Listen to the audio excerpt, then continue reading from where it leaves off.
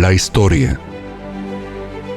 Él nació en un pueblo que se llama Heilbach, un pueblo cerca de Aschaffenburg, y creció en una familia bastante pobre.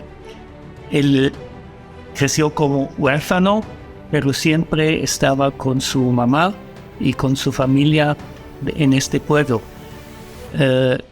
Lo que sé es que su mamá siempre estaba con él y lo acompañó toda su vida hasta Colombia. Fue ordenado sacerdote en junio de 1969 y luego de una experiencia pastoral de 3 años, pide trabajar en América Latina junto con el padre Luis Boll. Corría el año 1973 cuando llega a esta tierra llanera por invitación de Monseñor Gregorio Garavito, obispo de Villavicencio en aquella época. Bueno, yo conocí al padre José en 1972 en Puerto López Meta. Yo trabajaba en el municipio de Puerto López como maestro en ese entonces, dirigía las obras allá, y el día que llegó allá estaba inclusive construyendo la entrada en concreto a la iglesia de Puerto López. Y nos vimos, nos dio algo de tomar. Yo no pensé que era sacerdote, yo pensé que eran unos gringos. Vení en compañía con el padre Luis Boll. Y ese entonces pues nos miramos, nos conoció y nos invitó a trabajar un día en diciembre en la parroquia, y yo fui a trabajar con él. De ese entonces, eso fue en 1972, en principio en 1973 él dejó la parroquia en Puerto López y nos fuimos a trabajar a Puerto Gaitán en 1973. En ese año cumplió el padre José 30 años.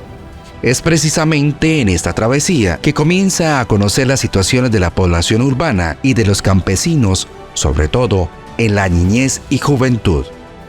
Allá llegamos a trabajar con él, con el entusiasmo que llevaba a reconstruir la iglesia, la capilla en ese entonces, la casa cural, y de ahí nos desplazamos a Puente Arimena a construir en la escuela Gregorio Garavito Jiménez, comprando el terreno para esas obras, porque todo se hacía desde comprar los terrenos. Después pasamos a San Miguel Meta, ahí se compró el terreno y se construyó el puesto de salud de San Miguel Meta. El sueño. En estas extraordinarias travesías, su madre, la señora Dora, estuvo siempre presente acompañándolo con su amor, cariño y entrega en el trabajo de servicio a los más desprotegidos. Estas experiencias llevaron al padre Otter a reflexionar sobre la necesidad de atención a la niñez. Por eso decide trasladarse a Villavicencio para tener una base de trabajo más central. Esta segunda etapa inicia en el año 1987, cuando Monseñor lo designa como director de la Pastoral Diocesana Villavicencio. En este mismo año, el padre José, junto con Monseñor, emprenden su trabajo con niños en situación de orfandad o abandono. Es así como viajan a conocer el internado que funcionaba en San Juanito Meta, en donde vivían y se atendían a los niños y niñas de bajos recursos provenientes de Villavicencio. Llego a los 6 años, a través de la hermana Rudy, el padre Juan Martín, pues allí nos llevaron a San Juanito, donde no había transporte. Entonces cada año, en febrero, retomábamos nuestras maletas, viajamos y regresamos en diciembre. Entonces, pues es un desprendimiento muy grande de la familia, pero es una vivencia muy bonita. Allá aprendí a conocer amigos, a compartir, a trabajar y a aprender muchas cosas, además de estudiar, que era lo que más me interesaba. Es en esta visita donde se percatan de la imposibilidad de sostener una obra en esas distancias. Por lo tanto, toman la decisión de trasladarlo a Guamal. En aquella época, eran 80 niños y niñas que marcaron el inicio del primer hogar de lo que es hoy la Fundación Camino de la Esperanza. De ahí se vino el desprendimiento del programa de la Pastoral Social, que vino a funcionar con la Fundación Camino de la Esperanza. Inicialmente pues con el internado que funcionaba en Guamal para los niños pequeños, el internado que funcionaba en Cané y Medio, una vereda de Cumaral para los jóvenes, y en el 92 que se inició el internado para las niñas en Ciudad Porfía. Junto a él se inició el comedor para los niños pequeñitos, de ahí del sector de Ciudad Porfía, siendo este uno de esos sectores más vulnerables en esa época de aquí de Villavicencio. Y luego abriendo al jardín infantil La Sagrada Familia, donde se atendían los niños desde la sala cuna. Además de los profesores que se tenían ahí para la atención a los niños, las auxiliares, para darles una oportunidad también a ellas de poder apoyar al jardín. Las niñas del Hogar Santa Isabel en sus jornadas contrarias de estudio venían como auxiliares del Jardín Infantil La Sagrada Familia. Viendo que la necesidad de pobreza y de desplazamiento, sobre todo aquí en Villavicencio, se crecía, entonces se surgió abrir el Jardín Infantil San José en el barrio La Reliquia. Inicialmente se llamaba Hogar San José porque era un hogar de atención con el bienestar familiar. Y luego entonces ya se abrió el comedor para los niños de los hijos vendedores en el barrio San Isidro, de los vendedores ambulantes, viendo tanto muchacho en la calle, entonces también se abrió en el Porvenir la casa de acogida para el menor de la calle, donde los muchachos iban, se podían asear, se cambiaban su ropa, recibían alimento y recibían también terapias. El obrero. Siempre apoyado por Monseñor Gregorio Garavito, su gran amigo y compañero de sueños, quien, en perfecta comunión con el Padre Otter en el año 93, dan vida a la Fundación Camino de la Esperanza. Este título lo encontraron en las escrituras del profeta Isaías. Durante este proceso, Monseñor Gregorio vincula a la comunidad religiosa francesa Hija de Jesús de Kermaría para que acompañen ese trabajo pastoral. Yo conocí a las hermanas en el 82-83. Ya el Padre José se encontraba por aquí, por Villavicencio. Realizaban, junto con las hermanas de mi comunidad, unas misiones, unas brigadas de salud por allá, por el Bajo Llano. Se iban una semana, 12 días, regresaban, descansaban un poco y se volvían a ir. En una de esas misiones, el padre se preguntaba qué hacer frente a esta situación difícil de tanta gente, porque ellos visitaban indígenas y campesinos por allá.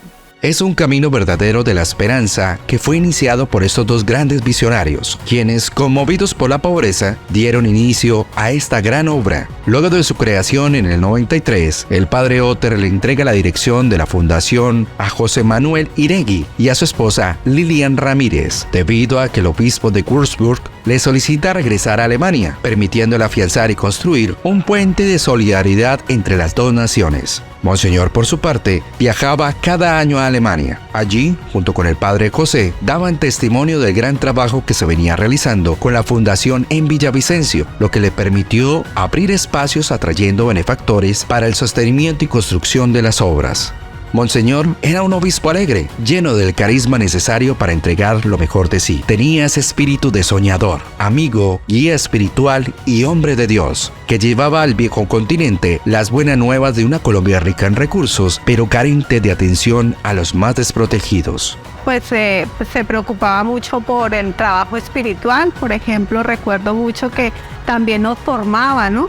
Y su preocupación era que reconociéramos el amor de Dios en cada rostro de niño que sufre. Producto de esta lucha constante por los más desprotegidos, llega a la dirección de la fundación el Padre Carlos Ricardo, quien bajo la dirección del Padre Otter continuó fortaleciendo ese camino de esperanza a través de los diferentes programas.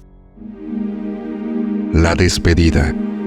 Corría el año 2004 cuando al Padre Otter le diagnostican una grave enfermedad estando en Alemania. pero eso no fue impedimento alguno para que continuara sin descanso la obra que Dios le encomendó. Para el año siguiente, en 2005, viaja de nuevo a Colombia. Aquí, junto con varios amigos de Alemania, recorrió por última vez todas sus obras. Esas obras que durante tantos años fueron su sueño y fuente de inspiración. Durante su visita, se le vio siempre alegre y emotivo, pues no era para menos. Ya habían pasado más de 30 años desde que dio sus primeros pasos por estas tierras que lo acogieron como hijo suyo y le brindaron durante tantos años ese cariño sincero que solo se le da a quien merece. Por última vez, en diciembre de ese mismo año, estando convaleciente de su enfermedad, recibe la visita de la hermana Cornelia, quien le entrega una estrella hecha en tela como símbolo de la luz y guía que fue para muchas personas en Colombia.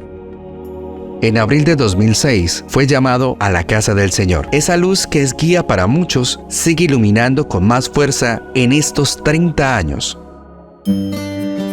El legado. En la actualidad, la huella del padre José Otter sigue siendo alma y vida de todas las obras de la Fundación Camino de la Esperanza, dirigida por el padre Henry Cucaita, quien asumió la dirección de la fundación en el año 2021, luego de la repentina muerte del padre Carlos Ricardo durante la pandemia. Como presidente, me he tenido que empapar más a profundidad de cada uno de los programas, ver todo ese servicio incansable que hace los compañeros de trabajo, admirar su entrega porque realmente este servicio tiene que ser de corazón. La fundación asegura la estabilidad de una obra con más de 1.600 beneficiarios al año, divididos en 6 programas. Jardín Infantil La Sagrada Familia, ubicado en el barrio Ciudad Porfía. Jardín Infantil San José, ubicado en el barrio La Reliquia. Centro de Desarrollo y Formación Integral Padre José Otter, ubicado en la primera etapa del barrio La Esperanza. Aldea para niños, niñas, adolescentes y jóvenes, ubicado en Cana y Medio, además de la Escuela para Todos y Promoción a la Familia.